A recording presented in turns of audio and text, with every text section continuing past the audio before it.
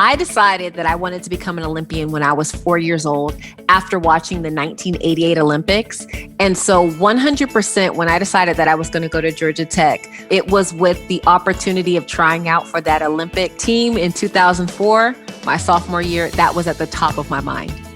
I came from a home where we had a lot of poverty, a lot of moving around. At a certain point, we experienced homelessness, and family was something that I was really deeply wanting. So when I went to Georgia Tech, they didn't just care for me as an athlete. They cared for me as a total person. And my coaching staff, the medical directors, the academic advisory team, they were all my family. Going to the Olympics for the very first time was a dream come true. When I went to the 2004 Olympic trials in Sacramento, and I remember they were introducing all these professionals that I was going to be competing against, and they introduced me, and I was sitting there wearing my Georgia Tech uniform and just knowing that everything that we had done for the last 2 years were for that moment. And we showed up and we showed out. And when I made that team, it was by far the happiest moment of my life. Nobody ever wants to hear those words, "You have cancer." And so when I got the diagnosis, immediately I was shocked. I think my blood turned cold. I felt unimaginable grief. And then I decided no. It was just like a switch flipped. And I said, no, I am going to fight.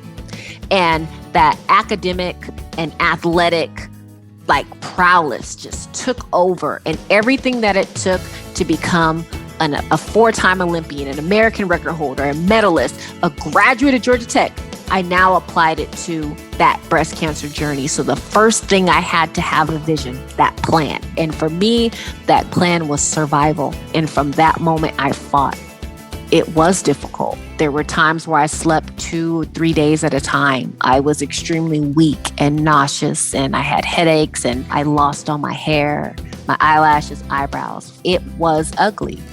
And then when I got to that point where I felt secure enough in my plan and what I was doing, it's like, who else can I bring with me? Everybody doesn't have the experience of being a Division I or a professional athlete or an Olympian. So how can I take what I've been doing for the last 20 years and help somebody else who might not know? I am happy to say that I am cancer-free. I think by finding it so early, I had a lot more options to just really obliterate it. And that's why I think that right now our best defense for so many people is to find out early. And so I want to teach them what to look for. The future for me is to continue to advocate for health equity and awareness surrounding not only breast cancer, but various types of cancer, and continuing to speak. I love it so deeply that I know that I will be motivating, inspiring, coaching, training people to be their best selves, to go after their dreams and to live a better and inspired life, probably as long as I could talk. So I will get the opportunity to try out for my 5th Olympic game as a cancer surviving, butt-kicking mother of 3 this summer. For me, it's always positivity. If I have an option to choose the negative route or the positive route, I'm going the positive route 100% of the time. So I believe that everything will work out exactly the way that it's supposed to, and I will control the controllables. And for the things I can't control, I'll figure out a way to roll with the punches.